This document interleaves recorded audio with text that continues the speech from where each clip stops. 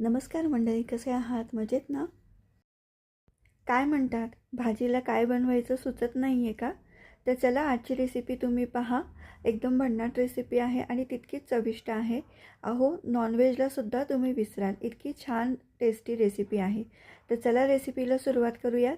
इथे मी 1 वाटीभर फ्रेश मटार घेतलेले आहेत. त्यामध्ये हिरवी मिरची, लसूण, अद्रक आणि थोडंसं जिरं टाकून त्याची जाडसर भरड करून घेतली.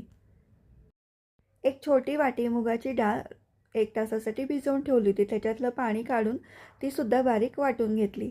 आता मटारचं आपण भरड आणि मुगाची आपण वाटून घेतलेली डाळ एकत्र करायची एका भांड्यामध्ये. त्यामध्ये चिरलेला कांदा टाकायचं, जिरं टाकायचं, ओवा, बारीक चिरलेली कोथिंबीर, कांदा तर टाकलेलाच आहे, कोथिंबीर टाकली, जिरं टाकलेलं आहे, चवीनुसार मीठ टाकायचं, ओवा टाकायचा आणि व्यवस्थित मिक्स करून घ्यायचं.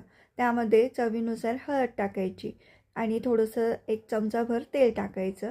छान फेटून घ्यायचं आणि त्याच्यामध्ये हलकेपणा आणण्यासाठी 1 चिमूटभर खाण्याचा सोडा टाकायचा आणि माझ्याकडे थोडी धण्याची ना भरड होती, तीसुद्धा मी इथे टाकलेली आहे. छान असं एकजीव करून घ्यायचं, व्यवस्थित फेटून घ्यायचं आणि त्याचे छोटे छोटे गोळे करायचे.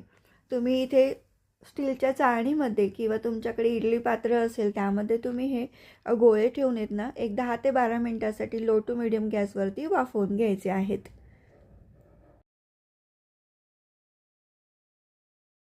आणि हे मिश्रण ओलसर जरी वाटलं ना, तरीसुद्धा अगदी त्याचे सहज गोळे बनतात. हलक्या हाताने बनवायचे आणि छान वाफवून घ्यायचे आणि थोडा ओलसरपणा राहूच द्यायचा. कारण की वाफवल्यानंतर ते जास्त निबर होऊ शकतात, म्हणून थोडं ओलसर राहू द्यायचं.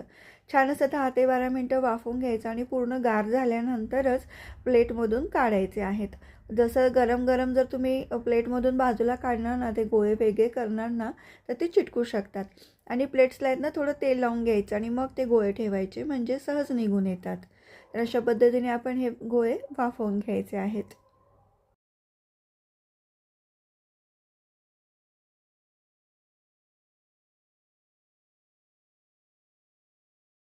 आता आपण ग्रेव्हीची तयारी करूयात. त्यासाठी इथे सुकं खोबरं, 1 टोमॅटो आणि कोथिंबिरीच्या काड्या, कांदा, जिरं, लसूण आणि अद्रक घेतलेलं आहे आणि ते आपण कच्चंच वाटून घ्यायचं आहे मिक्सरमध्ये. थोडंसंच पाणी टाकायचं आहे. कढई गरम करून आहे ना, त्यामध्ये तिखट, गरम मसाला, काश्मीरी लाल मिरची आणि हळद हे सर्व तेलामध्ये टाकून परतवायचं. त्यामध्ये आपण जो मसाला तयार करून घेतला आहे, वाटण केलेलं आहे, ते छान परतवून घ्यायचं. तेल सुटेपर्यंत त्यामध्ये चिमूटभर मीठ टाकायचं, जेणेकरून त्याला ग्रेव्ही छान सुटते. आणि झाकण लावून थोडंसं छान तेल सुटेपर्यंत मसाला परतवून घ्यायचा. एका साईडला गरम पाणी करायला ठेवायचं आहे. मसाल्याला छान असं तवंग आला, म्हणजे तरी सुटली, तेल सुटलं की त्यामध्ये आपण जे गरम केलेलं पाणी आहे ते टाकायचं. तर आपल्याला ग्रेव्हीची थिकनेस कशी हवी आहे त्यानुसार त्यामध्ये पाणी ॲडजस्ट करायचं. आणि आपण गोळे बनवलेले आहेत पकोडे साईडचे, तर ते या ग्रेव्हीमध्ये टाकल्यानंतर ते सुद्धा रस्सा पिऊन घेतं, म्हणजे शोषून घेतं. म्हणून मग थोडासा रस्सा त्या अंदाजाने पातळ तुम्ही ठेवू शकतात. तर आता आपण रस्स्याला पहिले उकळी येऊ द्यायची. उकळ आल्यानंतर एक 5-10 मिनटं छान असं उकळ येऊ द्यायचा आणि चवीनुसार मीठही टाकायचं. आणि तुम्ही जे पकोडे बनवलेले आहेत मटारचे, ते सुद्धा चाखून बघायचे, त्याच्यातही मीठ आहे, तर त्या अंदाजाने ग्रेव्हीमध्ये मीठ टाकायचं. आता आपण हे जे पकोडे वाफवून घेतलेले आहेत ना गोळे, ते आपण म्हणजे काढून घ्यायचे प्लेटमधून आणि तुम्ही तसेच नुसते उकडलेले सुद्धा तुम्ही ग्रेव्हीमध्ये टाकू शकता किंवा डीप फ्राय करून सुद्धा टाकू शकता. तर मी इथे डीप फ्राय केलेले आहेत आणि मग ग्रेव्हीमध्ये सोडलेले आहेत. तर तुम्ही दोन्ही प्रकारे करून पाहू शकतात भाजी. तर छान असे पकोडे मी आता डीप फ्राय करून घेतलेत आणि मग ग्रेव्हीमध्ये सोडायचे आहेत ते पकोडे आणि एक 5 मिनिटासाठी परत थोडंसं उकळून घ्यायची भाजी. तर झाली तयार आपली छान अशी भाजी. तर थोडी वेगळी आहे भाजी. तुम्हाला कशी वाटली ते मला कमेंट बॉक्समध्ये सांगा किंवा याआधी तुम्ही अशी भाजी तयार केलेली आहे का, कधी ट्राय केलेली आहे का, हे तुम्ही मला सांगू शकतात. आणि हे मटार आणि मुगाचे पकोडे ना असे सुद्धा नुसते छान लागतात. टोमॅटो सॉसबरोबर खूप छान लागतात. तुम्ही असे नुसते ट्राय करू शकतात. तर मी इथे काही ग्रेव्हीमध्ये सोडलेले आहेत आणि काही असेच तोंडी लावण्यासाठी ताटामध्ये वाढण्यासाठी बाजूला ठेवलेले आहेत.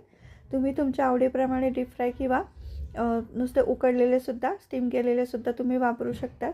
भाजीमध्ये सोडल्यानंतर फक्त 5 मिनटं उकळू द्यायची आणि तयार होते आपली भाजी छान चमचमीत अशी पकोड्यांची भाजी तयार होते. त्यामध्ये बारीक चिरलेली कोथिंबीर टाकायची. छान अशी तरी सुटलेली आहे. तुम्ही भाताबरोबर, पोळीबरोबर, भाकरीबरोबर एन्जॉय करू शकतात ही भाजी.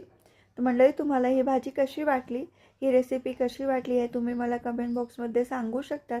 मंडळी, तुम्ही अजिबातच कमेंट करत नाहीत, तर नक्की कमेंट करत जा. चॅनलवरती जर नवीन असतात तर सबस्क्राईब करून जा. अगदी फ्री असतं सबस्क्राईब करणं. तुम्हाला कुठल्याही प्रकारचे त्यामध्ये पैसे पडत नसतात. तर सबस्क्राईब नक्की करा, बेल आयकॉन प्रेस करा आणि तुम्हाला रेसिपी आवडली तर नक्की नक्की शेअर करा तुमच्या फ्रेंड सर्कलमध्ये, फॅमिली सर्कलमध्ये आणि वेगवेगळे तुमचे ग्रुप्स असतील, स्टेटस असेल व्हॉट्सअपचं, त्यावरती सुद्धा तुम्ही शेअर करू शकतात. तर चला, भेटूयात आपण अशाच वेगवेगळ्या चमचमीत रेसिपीसोबत. तोपर्यंत नमस्कार, धन्यवाद.